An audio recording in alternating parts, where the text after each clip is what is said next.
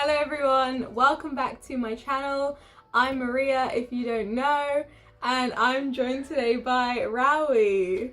Hey! It's my first time doing this. Yeah, so Rawi's, you're not on YouTube. No. We are both new to Berlin. We thought we'd do a video on things that surprised us when we moved. So I'm from London, as a lot of you guys know, and Rawi, can you tell us a bit about all the places you're from? Because she's from a few. Moroccan. I was born in Morocco, but when I was 8 months, I moved to Italy with my parents, and I stayed there like 14 years. So I kind of grew up there. And then at 15, I moved to France. Before coming here, I used to live in Paris. And now I'm in Berlin. She's a little international. Yeah, international homeless person.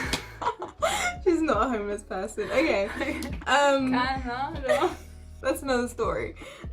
Yeah. So we're just gonna dive right in. We both came up with like different things because obviously you've never lived in the UK. No. I've never lived in France or Italy. So the first thing that we noticed is you can speak English anywhere in Berlin. Like, I think when I came, I'd never obviously lived in Germany before, but I'd been a lot of times, and in other cities in Germany it's very much you're expected to speak German, but here, wouldn't you say like you can just get by with English? I mean, I understand German, but I don't speak at all. In any situation you can get out with English. That's, I think, surprising because you're in another European city, but Berlin, I think, is, out of all the European cities, like probably we've both visited, it's the best for English, for sure. In Italy, not everyone speaks English.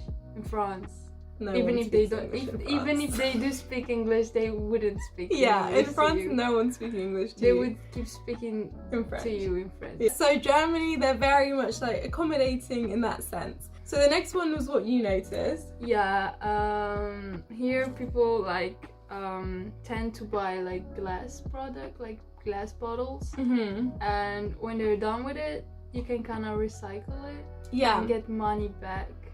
She told me it was called Fan, which I had no idea. I don't have it in the UK either. Everyone will collect glass bottles, plastic bottles. I think it's like 20 cents. I have no idea, but last time my boyfriend gave back a huge box of bottles, he got €7 back. Yeah, so which is like easy money. Yeah, it's really good. It encourages you to, I suppose, recycle them and not just throw them in your normal trash, because yeah, you can get money back. And you mentioned as well, like, you see a lot of homeless people doing it as well. Yeah, a lot of homeless people go around, and if they see like leftover glass bottles, they just collect it to get some change. And I think it's cool. I think it's a good system. It's cool, like, it's nice. Encourages recycling and also helps. Like, it's an initiative that can help homeless people too. So the next one's about like the food in Berlin. This is one thing I noticed, and you've definitely noticed it as well, is that there's so many like good restaurants, like anything you want, all cuisines of the world, but especially Asian food, I would say, in Berlin, and it's affordable. So in the UK, is it the same in Paris? Sushi is like very expensive. Sushi is like, I don't know, in Paris, if you really want a good like dish, you would have to spend around €30. Yeah, like you can obviously get it cheaper, but like the quality might not be as good. Whereas in Germany, like, it's the same price as your normal meal, like anywhere, pizza, pasta, sushi. It's not just like Asian food in general, like everything is cheaper here. Yeah. Like a burger is like €8. In Paris, you could never have a burger for €8, not even your wildest dreams. I feel like, yeah, McDonald's is... Yeah, a McDonald's is like €8.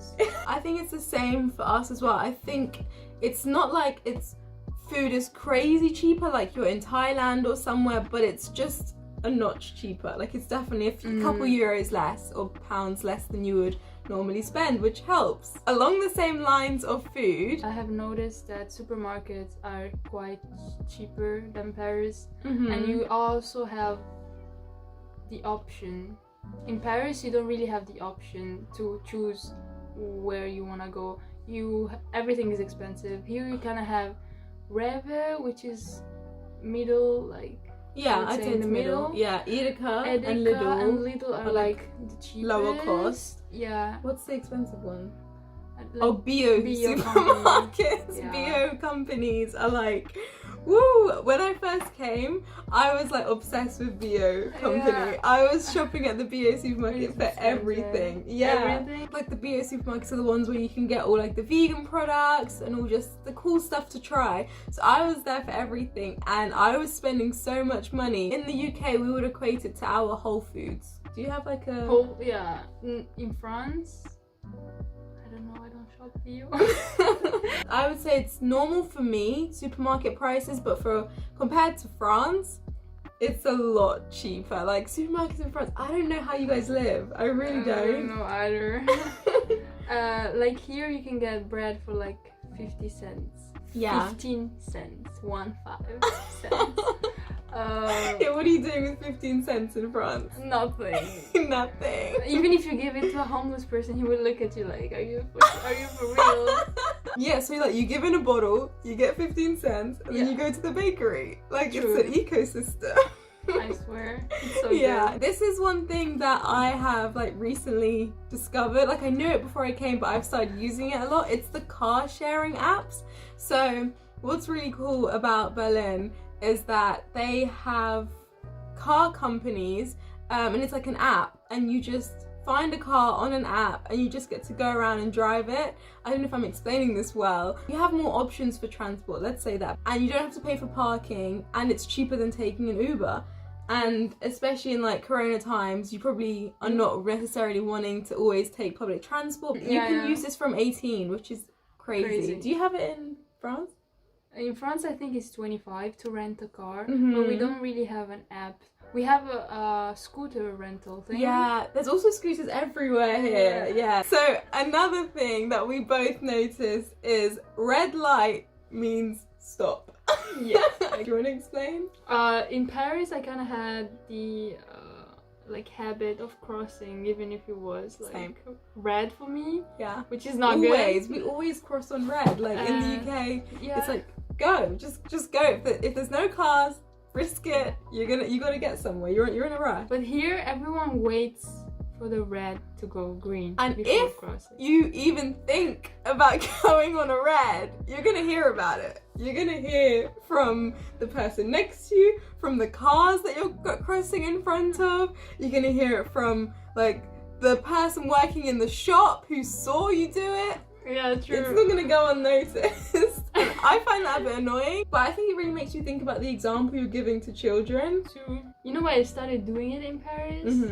Because even if it was green, cars would want to like invest me, and I would be like, okay, they just drive. Oh, in Paris, it's a cars big don't mess. stop at red. No. Oh. It's just a big mess. That's quite a mess. Yeah, there's... So that's why I started being a mess as well. Right, kill or be killed. Like, Exactly. yeah. Survival mode. This was your one. Yeah. What you noticed? Like I lived in Paris before. Like everyone there is more about like living in the moment and enjoying life in the present, not really thinking about the impacts of the future. So everyone, for example, in Paris, there are lots of smokers and like drinkers. When I came here, I noticed that people enjoy life but differently. Everyone is like very health conscious. Yeah.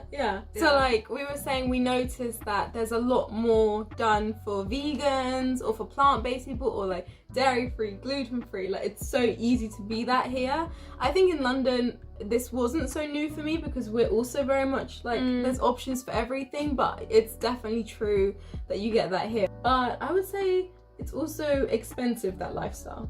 It's very expensive. Yeah, it's not for everyone if you can't afford it, to be honest. Which is unfair. It's not fair. Something I really hate, like I'm not a big fan of fast fashion, but ethical like options are so expensive, and for what? Like, come on. I think like it's important that we've realized that we would prefer to be more ethical, but now it's about brands making it more accessible for young people to do who maybe don't have crazy budgets. But here we have lots of like vintage stores, like Humana, for example. Yeah. Do you not have that in Paris as much?